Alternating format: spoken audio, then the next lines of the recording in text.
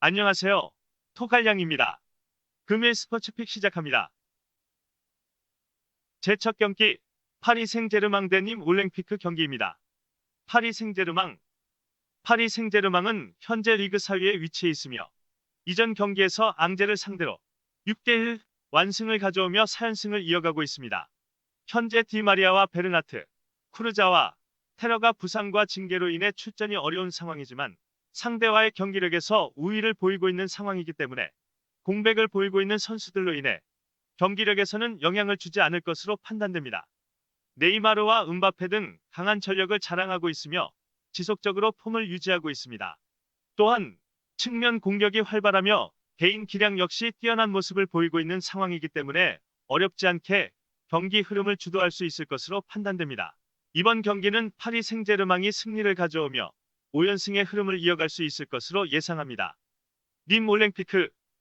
님 올랭피크는 현재 리그 13위에 위치해 있으며 이전 경기에서 몽펠리에를 상대로 1대0 승리를 가져오며 3경기째 무패를 이어가고 있습니다. 현재 디아스를 비롯해 소피안, 발레이루, 둘제비치, 드프레가 부상자 명단에 포함되어 있어 100% 전력을 보이기 어려운 상황이기 때문에 공백을 메울 대책 마련을 해야 합니다. 이번 상대 파리 생제르맹과는 상당한 전력 차이를 보이고 있는 가운데 설상가상으로 다수의 부상자까지 겹쳐진 상황입니다. 5경기 맞대결 동안 단 한 차례도 승리를 가져오지 못하며 전력의 차이를 보이고 있는 만큼 쉽지 않은 경기가 될 것으로 보입니다. 이번 경기에서 님 올랭피크는 상대의 강한 공격력을 감당하지 못하고 다실점을 허용할 가능성이 높으며 패배를 기록할 것으로 예상됩니다. 제2경기 스타드렌과 디종FC입니다.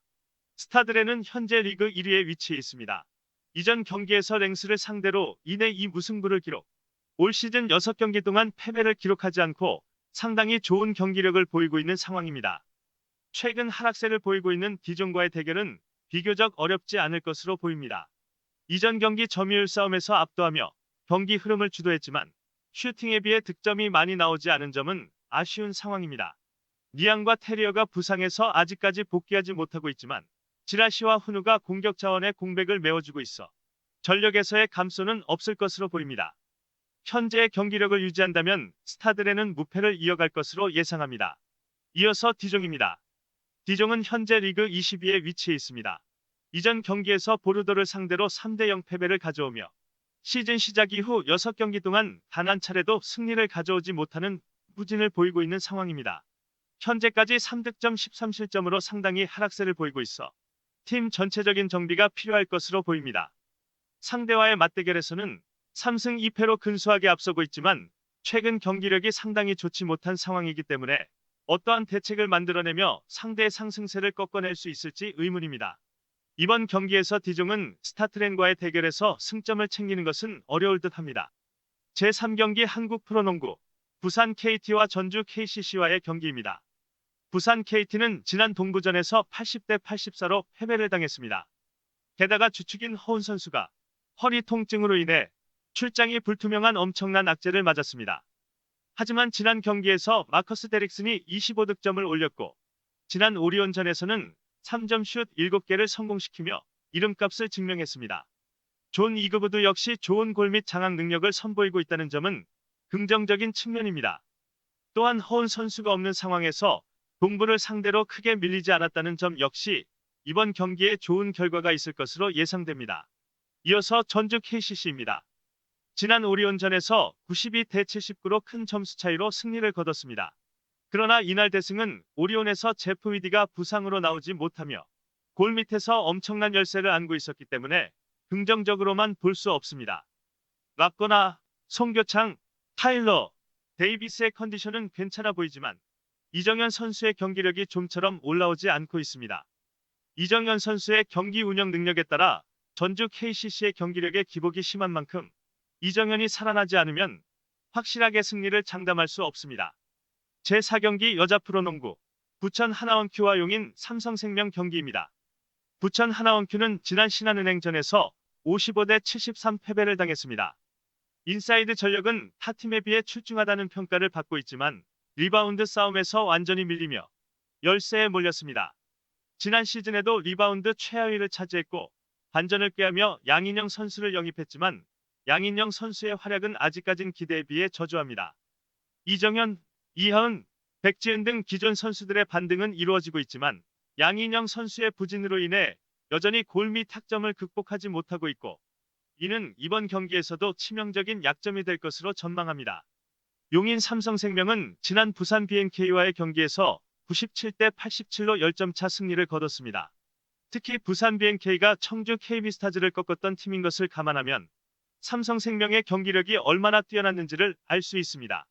배혜윤 선수와 김한별 선수가 꾸준한 활약을 이어가고 있고 이적생 김단비 선수는 직전 경기에서 29득점을 올리며 최고의 경기를 펼쳤습니다. 게다가 김단비 선수는 양인영의 보상 선수로 삼성생명에 입단했기 때문에 친정팀 하나원큐에 대한 복수심으로 가득한 상황입니다. 제5경기 한국 프로축구 강원FC 대 인천유나의 경기입니다. 강원은 지난 시즌 14승 8무 16패로 리그 7위를 차지했으나 막판 상위 스플릿에 속하는 데 성공했습니다.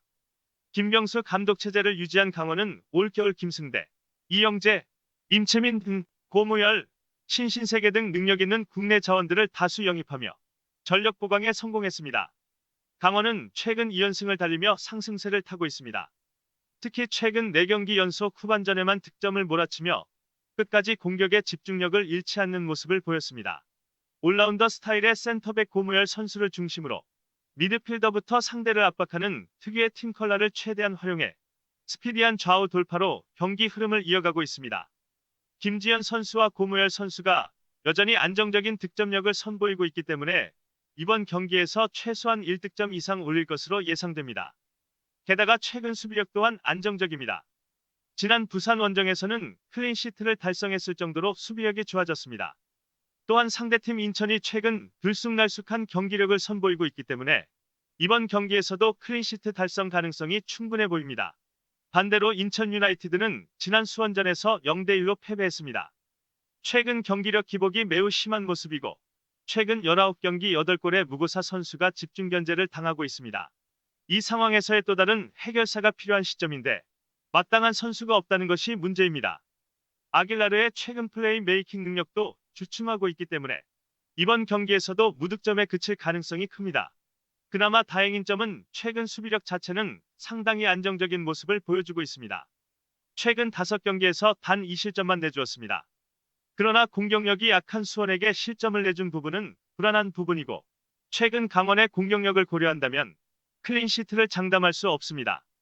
인천의 현재 상황이 21득점 31실점의 처참한 성적으로 최악의 상황을 맞고 있어 전력 구세가 분명한 강원을 상대로 최소한의 실점을 할 수 있는 운영을 하려 할 것입니다. 제로톰 무고사가 어느 정도의 역할을 할 것인지가 이번 경기의 핵심 포인트입니다. 팀플레이를 이끌어야 할 송시우 선수가 부상에서 완쾌되지 않아 활동폭이 좁아진 것도 많이 아쉬운 부분입니다. 제갈량의 추천픽입니다. 가족방 문의는 고정 댓글 확인 부탁드리며 구독과 좋아요 부탁드립니다. 오늘도 행복한 하루 되시길 바랍니다. 감사합니다.